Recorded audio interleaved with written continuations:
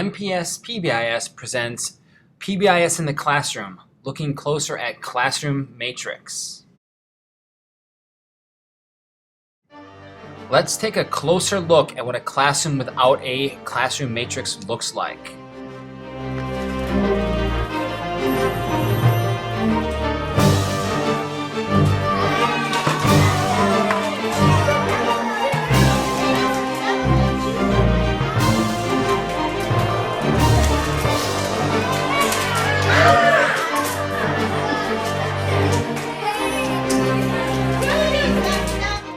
All too often, these situations can happen when you don't set the expectations of the student's behavior in the classroom. This is where the classroom matrix comes in. Here is a classroom matrix created and used by a teacher. Let's dig deeper and see how they got to this classroom matrix. A classroom matrix creates the expectations for student behavior within the classroom setting. It lists the expectations for various times, locations, and transitions within the classroom. It is created by the classroom teacher specific to that classroom.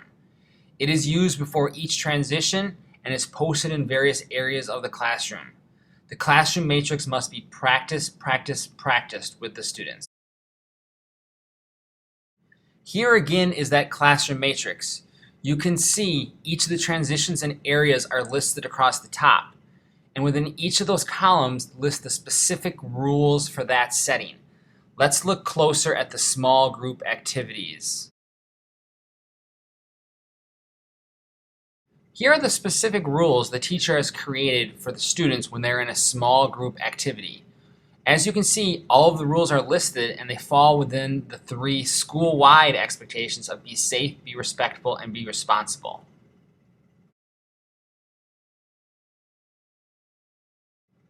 Some examples of the times, areas, and transitions that can be listed on your classroom matrix include the teacher's desk, getting materials, entering the classroom, exiting the classroom, free time, asking for help, silent reading, taking a test, seat work, whole group discussions, small group work, sharpening your pencil, lining up, school announcements, when you have a guest speaker, and others.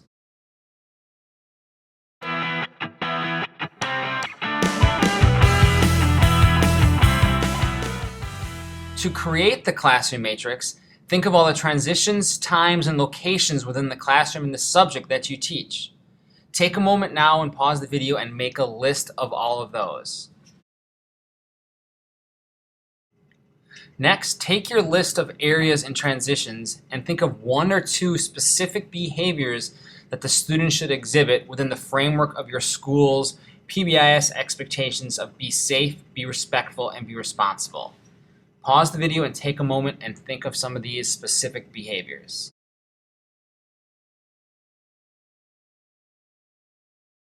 Here is an example of the specific rules listed on a classroom teacher's matrix under entering the classroom.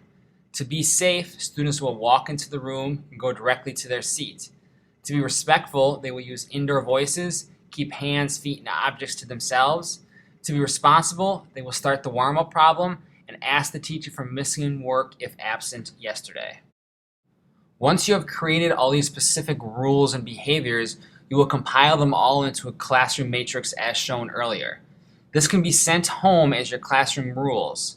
You can then create individual posters for each transition, time, or location, and use these posters to teach or pre-correct the expectations of students every time they're going to transition or enter a new area of the classroom. This classroom matrix should be used to teach your expectations to the students. You can create larger posters of each column so the students can see them and reference them. You should go over the specific rules from the matrix for the given transition every time before transitioning. All students can benefit from the constant reminders of their behavior expectations. You can also create flip chart paper of the expectations, create an overhead, or you can embed it in a PowerPoint that you use to teach your instructions.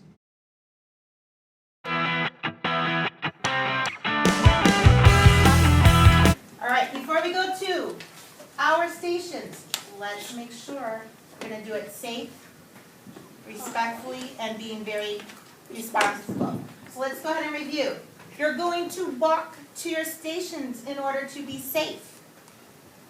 You are walking like this. If you see your neighbor, you'll see them at recess. You do not have to. Nice to use doing a very nice job listening to me right now. Thank you, Paris. Remember, eyes on the teacher when she's talking. All right. The other thing I want to talk about, which is really important, especially for third graders, when you're in your area, if you're over here in library, if you're over in computers, if you're over in writing, or you're in independent reading, word work, give yourself personal space. Stacy, what does that mean, personal space? Give yourself personal space. Give yourself some room. Don't crowd up on somebody. Okay, get the carpet square, find a space for yourself.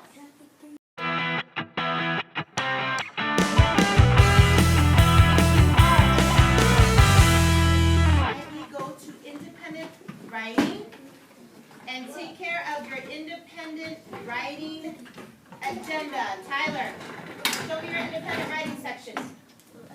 If you are a box, you need to go take care of technology. Oh, bring your materials with you.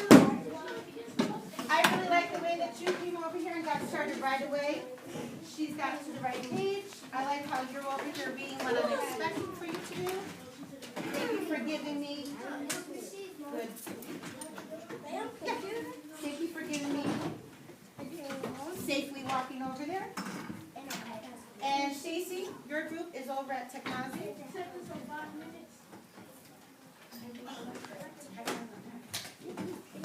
And then you guys and I are going to read. By having a classroom matrix and using it as a teaching tool, all students understand their expectations. Because the students understand their behavior expectations, the teacher is then allowed to work individually with students on their academics. All classrooms should have a classroom matrix. This creates the expectations for student behavior within the classroom setting. These expectations will be for various times, locations, and transitions. It should be created by the classroom teacher specific to the classroom. It should be used before every transition and posted in various areas around the room. These expectations need to be practiced, and practiced with all students.